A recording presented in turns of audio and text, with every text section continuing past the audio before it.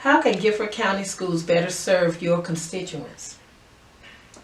First off, my constituents consist of High Point, Summerfield, and Greensboro, and parts of Jamestown.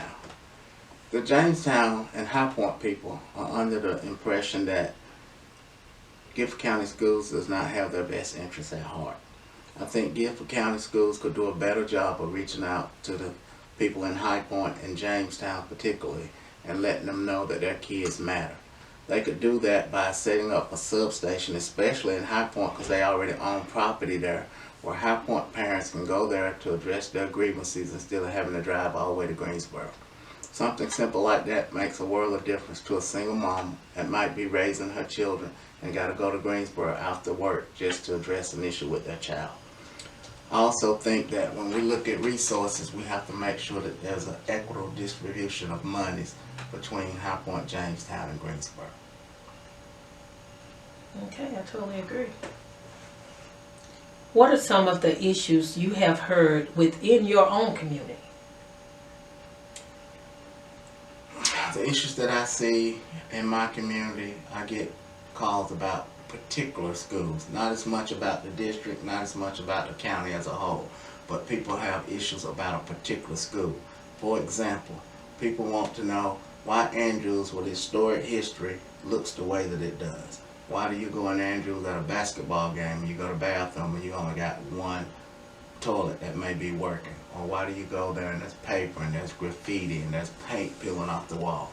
Why would we neglect a school within our district when we spend so much money on other schools?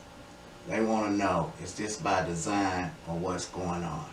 So those are the kind of questions I get. Why do we neglect some schools over others? Okay. What inspired you to seek a school board seat?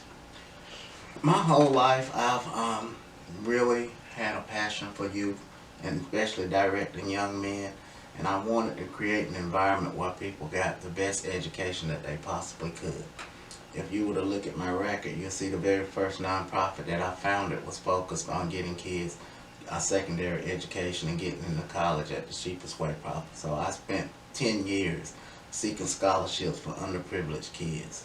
When I stopped doing that, I created a nonprofit where I could train, mentor, and tutor kids so that they would be prepared to go to college after they left my program. My program was an athletic program, but I used that program specifically to tutor and to mentor young men and women to make them prepared for life after high school.